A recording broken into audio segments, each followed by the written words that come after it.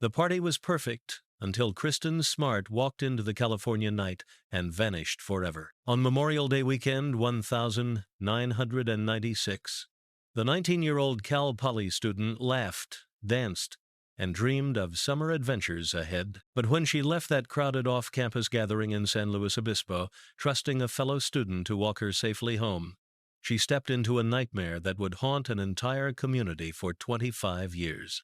Her bed stayed empty. Her phone stayed silent. And while her desperate family searched every corner of California, the last person seen with Kristen Smart continued living his quiet life just miles away, watching, waiting, and keeping the most horrific secret imaginable. When investigators finally broke through decades of lies and silence, they uncovered a truth so shocking it shattered everything this college town believed about the neighbor next door. But was justice truly served when the victim's body was never found? Before we get into the story, drop a comment with your country and the time right now. Memorial Day weekend 1996 arrived in San Luis Obispo like a promise. The California sun stretched long across the Cal Poly campus, and students buzzed with the energy of approaching summer break. Kristen Smart stood in front of her dorm room mirror, smoothing her casual top and checking her bright smile one last time. At 19, she carried herself with the confidence of someone who believed the world held endless possibilities.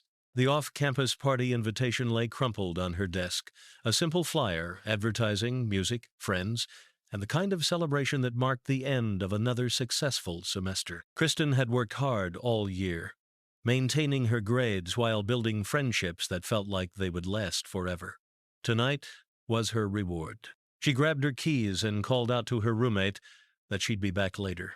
The evening air carried the scent of jasmine and the distant sound of laughter from other gatherings. Across the college town, Kristen walked with purpose toward the party, her steps light with anticipation. She had no way of knowing that this would be the last normal moment of her life, the final time she would walk freely through the world she loved.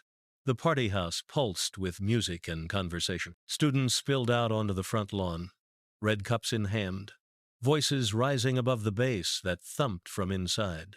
Kristen waved to friends and settled into the rhythm of celebration. She danced, laughed at jokes, and talked about her summer plans with the kind of enthusiasm that made others gravitate toward her warmth. The night air felt cool against Kristen's skin as she stepped away from the party's heat and noise. The campus safety lights dotted the pathway like distant stars, creating pools of yellow light that should have been comforting. A small group of students had gathered near the door, discussing who would walk home together.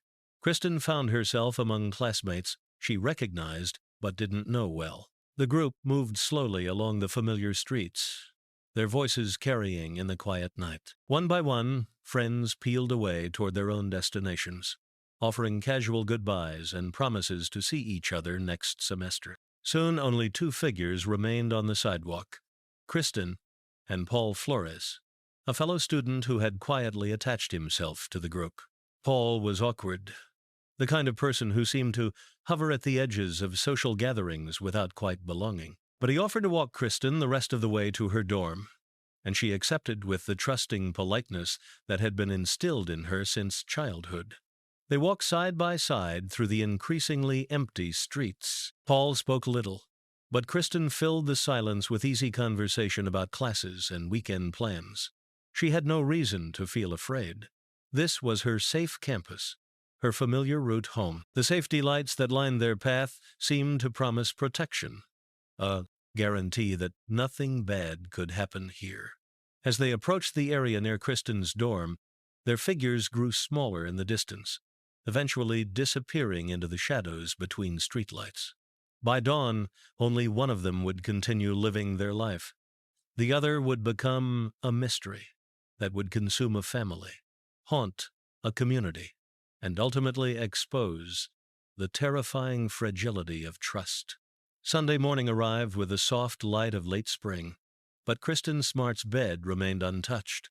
Her roommate noticed first the carefully made bed, the shoes still lined up exactly where Kristen had left them, the textbooks stacked neatly on her desk, as if waiting for her return to studying. Hours passed with growing unease. Phone calls went straight to voicemail, Friends stopped by asking if anyone had seen Kristen. The textbooks seemed to mock the situation with their silent presence, full of highlighted passages and careful notes from a student who planned to ace her final exams. Her family photos smiled from the desk, frozen in happier moments when the future seemed certain. By afternoon, the roommate's worry had transformed into genuine fear. She contacted Kristen's parents, her voice shaking as she explained that no one had seen their daughter since she left for the party the night before. The conversation sent shockwaves through the Smart household in Southern California, where Kristen's absence felt like a physical blow. Campus security initially treated the report with the casual concern typically reserved for college students who might have spent the night elsewhere without telling anyone. But Kristen wasn't that kind of student. She was responsible, considerate, the type who always let people know her plans. Her untouched textbooks told a story of interrupted intentions, of a young woman who expected to return to her studies and her carefully organized life. As evening approached, the weight of Kristen's absence grew heavier. Her empty bed became a symbol of something far more serious than a missed check-in. The room felt frozen in time, waiting for its occupant to return and bring it back to life. But the silence stretched on, broken only by the growing fear that something terrible had happened to the bright, trusting girl who had walked into the night and never come home. The missing person flyer appeared overnight, like a desperate prayer made visible. Kristen's smiling face looked out from telephone poles and bulletin boards across the Cal Poly campus, accompanied by the stark words that no family ever wants to write: missing. The photo captured her warmth and optimism, a reminder of the vibrant young woman who had simply vanished. Students gathered around the flyers in hushed groups, studying Kristen's face and sharing what little they knew. Word spread quickly that Paul Flores had been the last person seen with her, and whispers began to follow him as he moved across campus. He submitted to police questioning with apparent cooperation, claiming he had left Kristen near her dorm and gone straight home. But his story felt thin even to untrained ears. The details were vague, his demeanor strange. Some classmates noticed scratches on his face that hadn't been there before the party. Others remembered his odd behavior in the days following Kristen's disappearance, too casual, too unaffected by the tragedy unfolding around him. The flyers multiplied as volunteers joined the search effort. Kristen's face appeared in every corner of San Luis Obispo, a constant reminder that someone's daughter, someone's friend, had walked into the night and never returned. Search dogs combed the hills surrounding the campus, while volunteers checked every dumpster, every abandoned building, every place a young woman might be found. But as the days stretched into a week, the flyers began to fade and curl at the edges. The bright smile in the photograph seemed to mock the growing despair.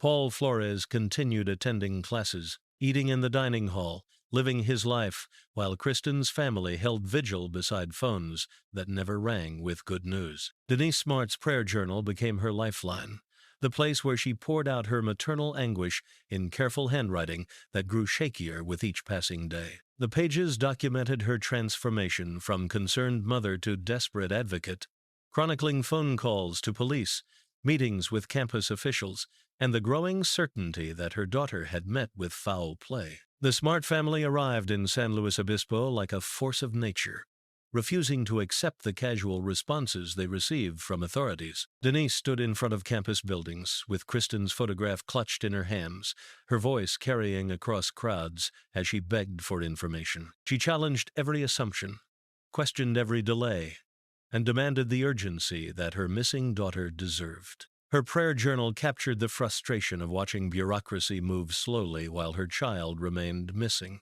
She wrote about police officials who seemed more concerned with Cal Poly's reputation than finding Kristen. She documented her growing suspicion that Paul Flores knew more than he was telling, and her fury that he remained free while her daughter stayed gone. Stan Smart stood beside his wife with quiet strength, his presence a steady anchor as Denise fought battles on every front. Together, they transformed from grieving parents into relentless advocates, determined to keep Kristen's story in the headlines and pressure investigators to treat the case with the seriousness it demanded. The pages of Denise's journal reveal the exact moment when hope began to fracture. Written in her careful script were the words that would define the next 25 years of her life. I will never stop searching for my daughter. Never. It was both a promise and a prediction of the long road ahead. Kristen's bedroom became a shrine frozen in time, preserved, exactly as she had left it that Memorial Day weekend. Her mother dusted the furniture weekly, changed the sheets monthly, and sat on the edge of the bed every night to whisper prayers into the darkness. The room held all the artifacts of a life, interrupted textbooks still marked with her careful handwriting, photos of friends who had graduated and moved on, clothes hanging in the closet like ghosts of the future she would never see. Years passed, but the ritual never changed. Every May 25th, the Smart family held a vigil, lighting candles and sharing memories, while the community gathered to remember the girl who had simply vanished. The preserved bedroom became a pilgrimage site for other families dealing with missing loved ones, a testament to the power of a mother's refusal to let go. Denise would sometimes find herself standing in the doorway, talking to the empty room as if Kristen might answer. She discussed family news, shared updates about the investigation, and described the ways the world had changed since 1996. The ritual felt both healing and heartbreaking, a way to maintain connection with a daughter who existed now only in memory and hope. Friends learned not to suggest that perhaps it was time to change the room, to use it for something else. They understood that this wasn't about denial or inability to accept reality. This was about love and loyalty, and the kind of maternal devotion that refuses to surrender even in the face of impossible circumstances. The bedroom stood as a monument to possibility, a physical representation of the family's belief that Kristen deserved to be remembered not as a victim, but as a daughter who would always have a place waiting for her at home. Cal Poly graduation ceremonies came and went, without Kristen Smart's name ever being called. The class of 2000 walked across the stage while her empty seat remained a silent reminder of the future she would never claim. Graduation programs were printed and distributed, and somewhere in those pages was the space where her name should have appeared, a phantom presence that haunted every celebration.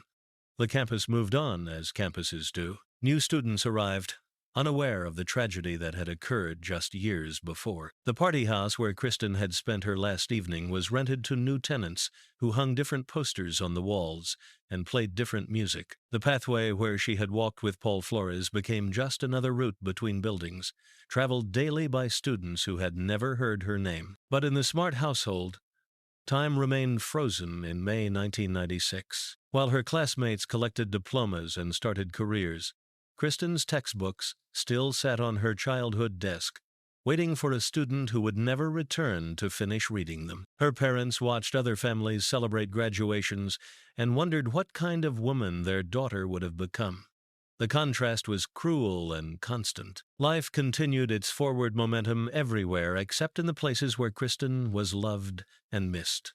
Her friends, when they thought about her at all, remembered a girl who had been full of dreams and plans, but those memories became hazier with each passing year, fading like old photographs left in the sun. Only her family kept her story vivid and present, refusing to let her disappearance become just another unsolved mystery filed away and forgotten. While the world moved on, they remained anchored in that terrible weekend when everything changed forever. The Kristen Smart Campus Security Act emerged from Denise Smart's determination to transform her personal tragedy into lasting protection for other students. Her grief evolved into legislation, channeling her maternal fury into a bill that would require universities to report violent crimes promptly and maintain transparent communication with families of missing students. Denise spent months in Sacramento, walking the halls of the state capitol with Kristen's photograph pinned to her jacket. She testified before committees,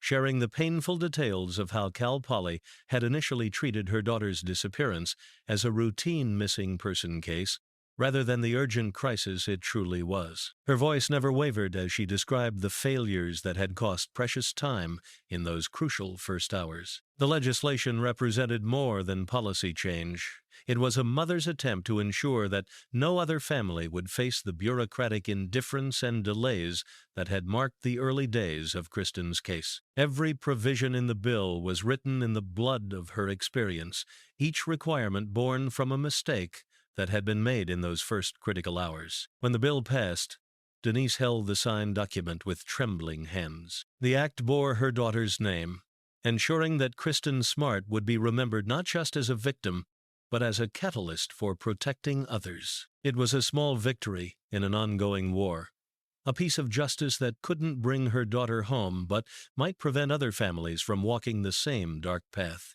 She placed the framed legislation on Kristen's desk, next to the untouched textbooks, two documents that told the story of a life interrupted and a mother's refusal to let that interruption be meaningless. Paul Flores settled into life in San Luis Obispo with the peculiar normalcy of someone hiding in plain sight. Neighbors noticed his odd habits almost immediately, the way he avoided eye contact, the late-night noises from his property, and most disturbing of all, the concrete slab he poured in his backyard during the summer of 1996. The concrete work happened quickly and without explanation. Neighbors watched from their windows as Paul mixed cement and worked through the night, his movements hurried and desperate. When they asked about the project, he gave vague answers about improving the property, but the timing felt wrong to everyone who knew about Kristen's disappearance.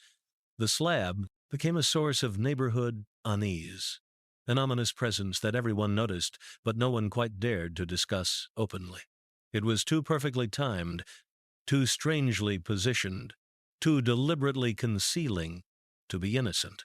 But suspicion without evidence meant nothing in the eyes of the law, and Paul continued his quiet life just miles from where Kristen had vanished. He never left San Luis Obispo County, as if some invisible force kept him tethered to the scene of his crime. Year after year he remained nearby, watching as search parties combed the hills, and investigators followed leads that led nowhere.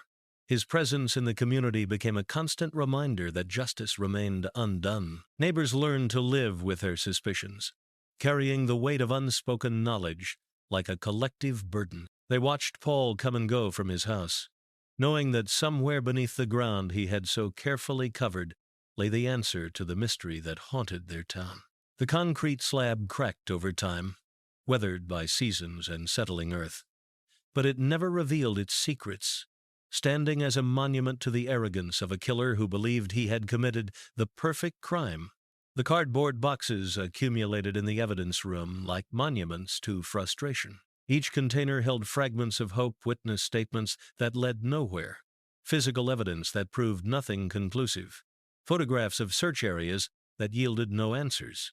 Detectives rotated in and out of the case over the years, each one determined to be the person who finally solved the mystery of Kristen Smart. They studied every piece of evidence with fresh eyes, hoping to spot the detail that previous investigators had missed. They re-interviewed witnesses, followed up on tips that came in through crime hotlines, and pursued theories that ranged from possible to absurd. The case files grew thicker with each passing year, but the central questions remained unanswered.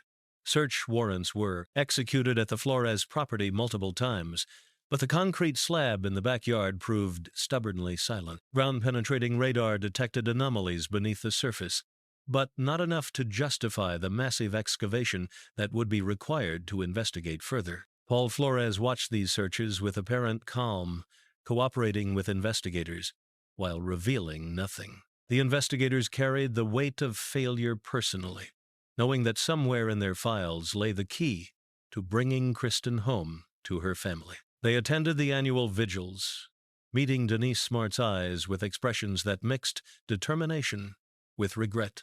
Each new detective who inherited the case made the same promise: they would not give up. But the boxes continued to multiply, and the answers remained elusive. The case had become a professional obsession for many of the investigators, a puzzle that followed them home at night and haunted their dreams. They knew that someone in their community was living freely after committing murder, and that knowledge burned like acid in their souls. The new sheriff's department brought fresh energy and modern technology, to the cold case that had defined San Luis Obispo for 2 decades. Ground-penetrating radar equipment arrived like a herald of hope, its sophisticated sensors capable of detecting disturbances in soil that older technology might have missed. Detective Chris Lambert, part of the new team, approached the Kristen Smart case with the methodical precision of someone who understood that the smallest detail might hold the key to everything. He digitized old files, created new databases, and began connecting dots that previous investigators had been unable to link. Advanced DNA analysis offered possibilities that hadn't existed in 1996. The technology represented more than just better tools. It symbolized the possibility that time itself might become an ally rather than an enemy. Evidence that had seemed inconclusive in previous decades might yield definitive answers when subjected to modern analysis. Soil samples that had been stored for years could now reveal secrets that were invisible to earlier forensic techniques. Lambert and his team approached the Flores property with renewed determination. The concrete slab that had mocked investigators for years became the focus of intensive analysis. New radar technology detected patterns beneath the surface that suggested deliberate disturbance of the soil, evidence that someone had dug and buried something in that exact location. The Smart family received phone calls updating them on the progress, each conversation carrying the electric possibility that this time might be different. After 23 years of disappointment, they were cautious about hope, but they couldn't entirely suppress the growing excitement that finally, perhaps, science and persistence might triumph over silence and secrecy. The Your Own Backyard podcast episode downloaded thousands of times in its first week, introducing Kristen Smart's story to a new generation of true crime enthusiasts. Chris Lambert, a local resident who had grown up hearing whispers about the case, had decided to investigate the mystery himself, using nothing but public records and persistent curiosity. Each episode built methodically on the previous one, laying out the timeline of Kristen's disappearance and examining the inconsistencies in Paul Flores's story. Lambert interviewed former classmates, tracked down witnesses who had never been properly questioned, and presented the evidence with the kind of clarity that had been missing from the official investigation. The podcast gave voice to years of community suspicion, finally saying out loud what neighbors had whispered to each other for decades. Listeners from around the country became invested in the case, flooding social media with theories and demanding answers from law enforcement. The story that had been local and largely forgotten suddenly became national and urgent. Most importantly, the podcast emboldened witnesses who had been silent for years. Former Cal Poly students came forward with memories they had suppressed, recounting disturbing conversations with Paul Flores, where he had seemed to boast about knowing what happened to Kristen. The power of citizen journalism created a momentum that official investigators had been unable to generate. Denise Smart listened to every episode with a mixture of gratitude and pain. After decades of fighting for attention, someone was finally telling her daughter's story with the care and persistence it deserved. The podcast became a rallying cry, transforming the cold case into a cause that demanded justice. The search warrant arrived at the Flores property like an answer to 25 years of prayers. This time, investigators came prepared with the full weight of modern forensic science and the legal authority to dig until they found answers. The document represented more than just permission to search it, was validation of decades of suspicion and the promise that truth would finally emerge. Paul Flores watched from his front window as investigators marked off areas of his backyard with stakes and string. The concrete slab that had been the focus of so much speculation became the center of intense activity. Excavation equipment arrived, followed by forensic specialists who understood that they were digging not just for evidence, but for justice itself. The work proceeded with painstaking care. Every shovelful of dirt was sifted and analyzed, every fragment examined for potential significance. Neighbors gathered behind police barriers, their faces mixing excitement with dread as they watched the investigation unfold in real time. Soil samples disappeared into evidence bags, while specialists took photographs and measurements. The backyard that had hidden its secrets for decades was being forced to yield them, one layer of earth at a time. The legal authority granted by the search warrant meant that this time, Paul Flores could only watch helplessly as his carefully constructed concealment was systematically dismantled. The Smart family waited by their phones, knowing that each hour of digging brought them closer to answers they had sought for a quarter century. The search warrant represented hope made manifest, the legal system finally working with the urgency that Kristen's disappearance had always deserved. For the first time since 1996, investigators had both the tools and the authority to uncover whatever Paul Flores had buried in his backyard during those desperate nights after Kristen vanished. The witness statement forms accumulated like drops of water that would eventually break the dam of silence. Former classmates who had carried disturbing memories for decades finally found the courage to speak, their testimonies creating a devastating portrait of Paul Flores as someone who had bragged about his crime for years. One former student recalled a conversation where Paul had made chilling comments about knowing where Kristen was buried, speaking with the casual arrogance of someone who believed he was untouchable. Another remembered him joking about the case in ways that revealed intimate knowledge of details that had never been made public. The statements painted a picture of a killer who had hidden in plain sight, emboldened by years of apparent immunity to boast about his crime to people he considered friends. Each testimony added another piece to the puzzle, creating a comprehensive portrait of guilt that no defense attorney could easily explain away. Detective Lambert compiled the statements with growing excitement, recognizing that the case had finally reached a tipping point. The combination of forensic evidence from the backyard excavation and witness testimony about Paul's admissions created a foundation strong enough to support criminal charges. The witnesses who came forward described feeling haunted by their silence over the years, carrying the weight of knowledge they hadn't known how to share. Some had been young and intimidated when they first heard Paul's confessions. Others had assumed that investigators already knew what they knew. The podcast had given them permission to speak, and they seized the opportunity to finally tell the truth. Each signed statement represented a crack in the wall of silence that had protected Paul Flores for 25 years.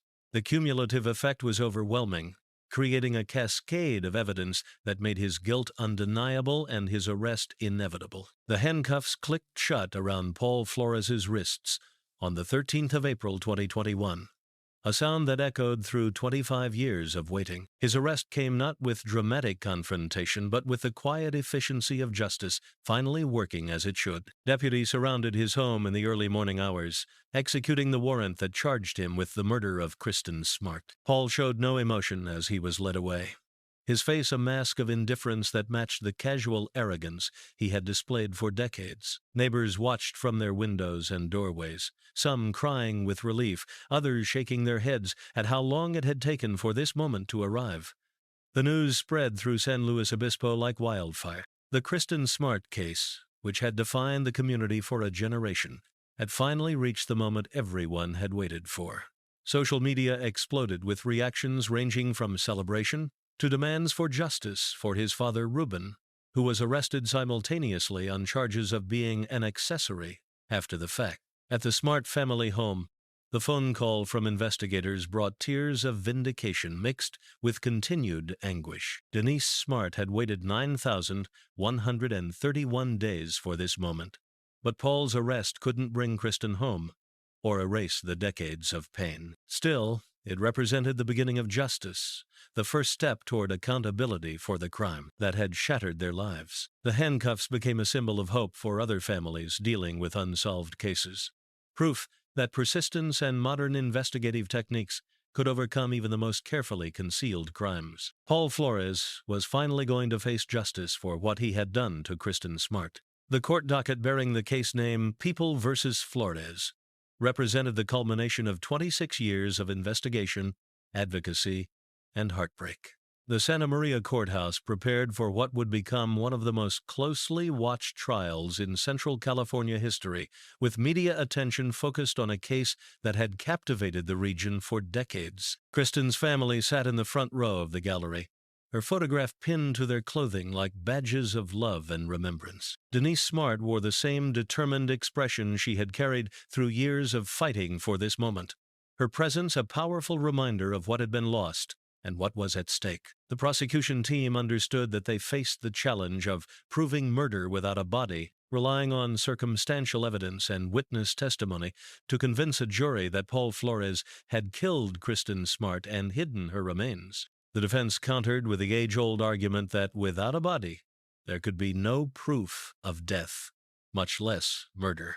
The courtroom atmosphere was charged with emotion and expectation. Years of community speculation would finally be tested against the rigorous standards of legal proof. Journalists filled the media section, ready to chronicle every moment of a trial that represented justice delayed but perhaps not denied. Paul Flores sat at the defense table with the same blank expression he had worn during his arrest, showing no acknowledgement of the pain his alleged actions had caused, or the lives he had destroyed. His apparent indifference only strengthened the resolve of those who had fought for this day.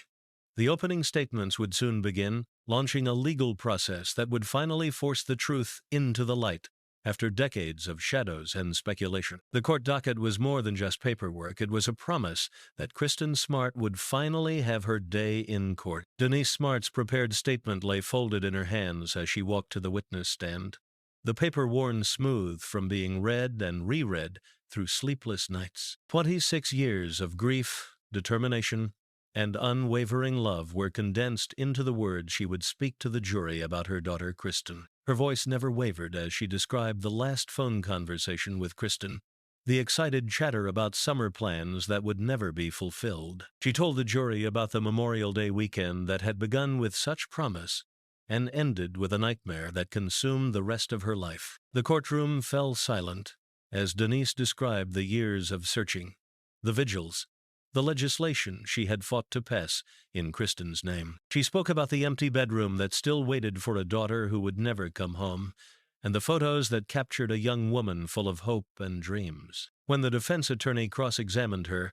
Denise remained composed and dignified, refusing to let anyone diminish her daughter's memory or her family's pain. She had prepared for this moment for decades, and nothing could shake her resolve to speak the truth about what Paul Flores had taken from their family. The prepared statement became a bridge between Kristen's life and the justice her family sought, a mother's testimony that transformed abstract legal proceedings into deeply personal accountability. Every word was chosen with care, every sentence crafted to honor a daughter's memory while demanding justice for her death. As Denise returned to her seat, the weight of 26 years of waiting settled over the courtroom. Her testimony had done more than provide evidence. It had reminded everyone present that behind the legal arguments lay a real family and a real loss that deserved real justice.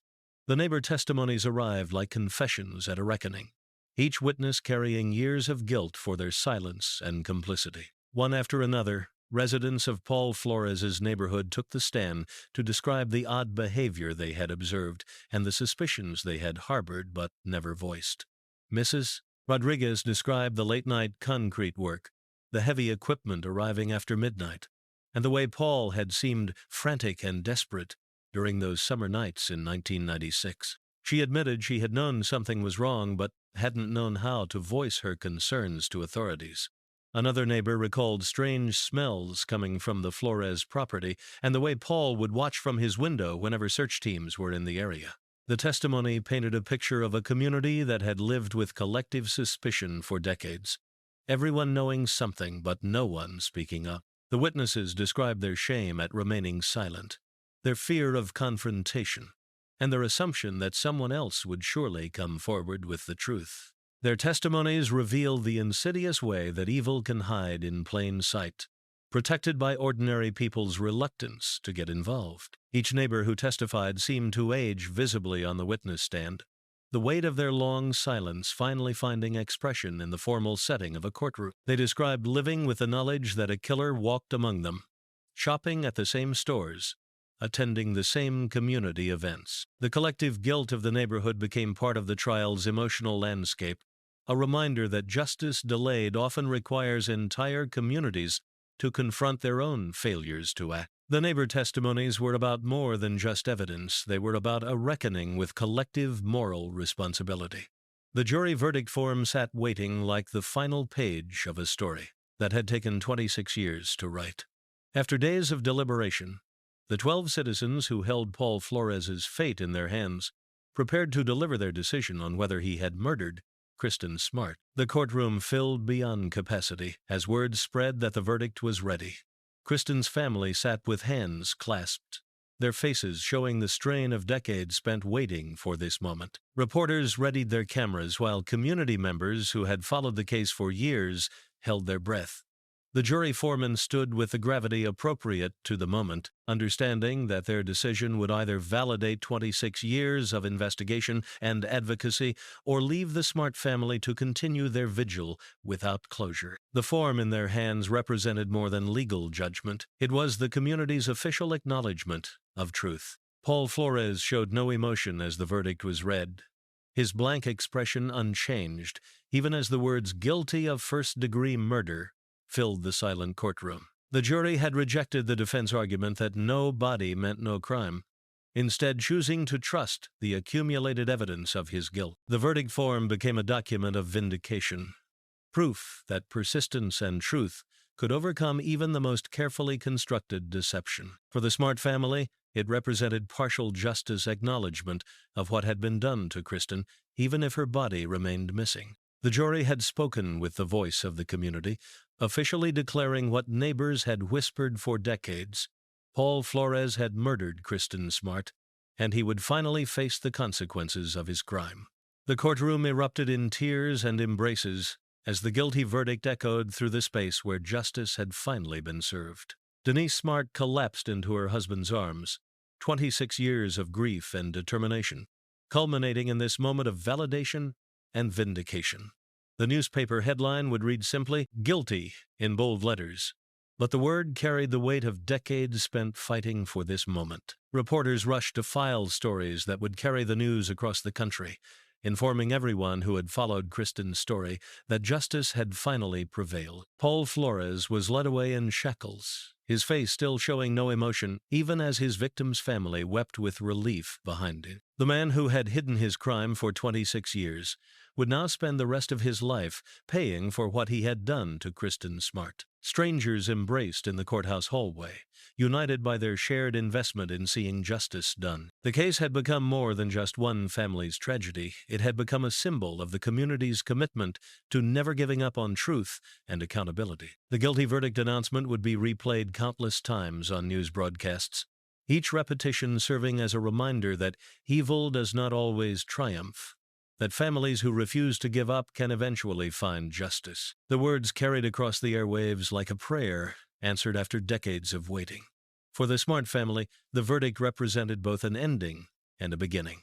The legal process that had consumed their lives was complete, but the work of healing and moving forward would require different kinds of courage and strength. The aftermath of Paul Flores's conviction rippled through San Luis Obispo like waves from a stone dropped in still water. The newspaper that had carried Kristen's story for 26 years now announced her killer's punishment with headlines that mixed celebration with continued sadness. The Smart family held a press conference outside the courthouse, their faces showing relief mixed with the enduring pain of loss. Denise Smart spoke about gratitude for justice while acknowledging that no verdict could bring her daughter home. The conviction was victory, but it was victory scarred by decades of absence.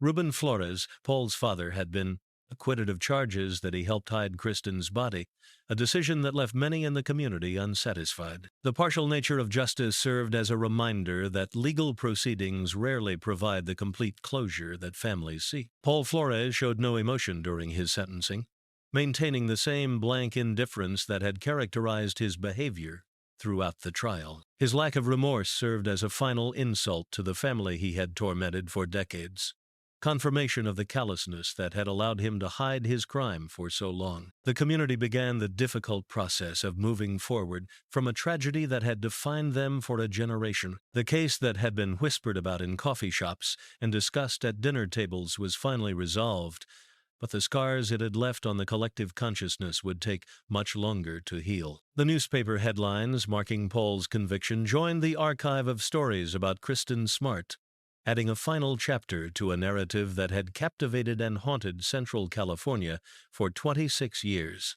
The Memorial Scholarship Fund, established in Kristen Smart's name, ensured that her legacy would extend far beyond the tragedy of her death. The fund supported young women pursuing higher education, particularly those studying criminal justice and victim advocacy, creating a living tribute that honored both her memory and her family's long fight for justice. Each scholarship recipient learned Kristen's story as part of receiving the award, understanding that their education was made possible by a young woman whose own studies had been cut short by violence. The fund transformed personal tragedy into educational opportunity, creating positive change from unspeakable loss. Denise Smart personally met with each scholarship winner, sharing stories about her daughter's dreams and ambitions while encouraging them to pursue their own goals with determination. These meetings became healing rituals for both Denise and the recipients, connecting Kristen's interrupted journey with other young women's continuing education.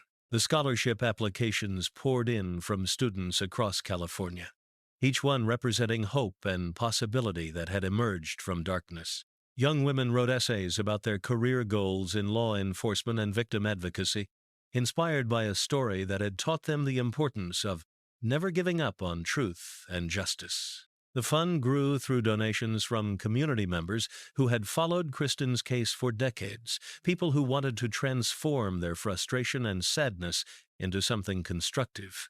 Local businesses contributed, former Cal Poly students sent checks, and families dealing with their own tragedies found comfort in supporting education in Kristen's name. Kristen's name would live on through the achievements of young women who benefited from the scholarship, ensuring that her story continued to inspire positive change long after her killer had been brought to justice. The new campus safety protocols implemented at universities across California bore Kristen Smart's influence in every provision, requiring prompt reporting of missing students and transparent communication with families. Her story had become a case study in institutional failure and the importance of taking disappearances seriously from the very first moment. Security lighting was improved on college campuses, escort services were expanded, and emergency notification systems were upgraded to ensure that no family would face the bureaucratic indifference that had characterized the early response to Kristen's disappearance. Each improvement represented a small victory won through her mother's advocacy.